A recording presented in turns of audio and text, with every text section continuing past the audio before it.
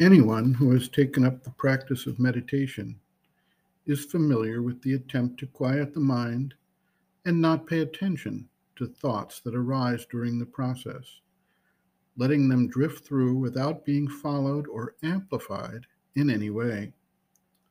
One quickly realizes during the process that we tend to get caught up in the thoughts and catch ourselves following them and have to bring ourselves back to the process of the meditation.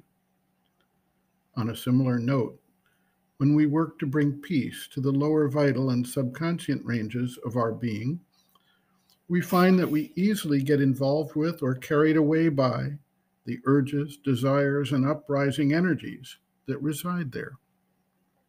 In fact, these subconscious energies are in many cases locked into memory cells, either in the physical body or keyed to a scent, a location, or a specific event, such that when we are exposed to a similar trigger, the locked up experience emerges and we are once again caught up.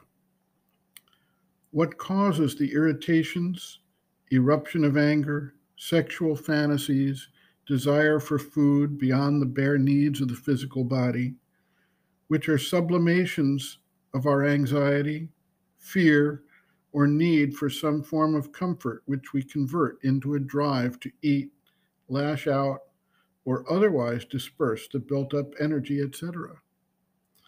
It is difficult to actively provoke these responses through direct prodding of them and not be carried away by their embedded force.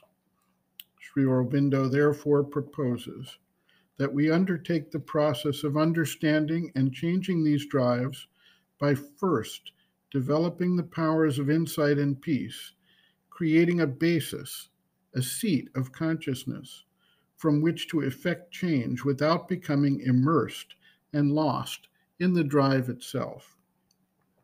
Sri Aurobindo writes, quote, "If you go down into your lower parts or ranges of nature, you must be always careful to keep a vigilant connection with the higher, already regenerated levels of the consciousness, and to bring down the light and purity through them into these nether, still unregenerated regions.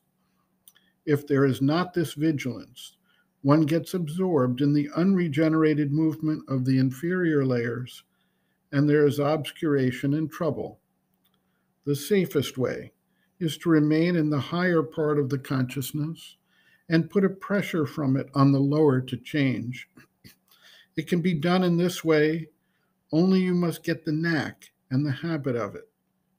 If you achieve the power to do that, it makes the progress much easier, smoother, and less painful." End quote. Reference, Sri Aurobindo, Integral Yoga, Sri Aurobindo's Teaching and Method of Practice, Chapter 9, Transformation of the Nature, Transformation of the Subconscient, pages 262 to 267.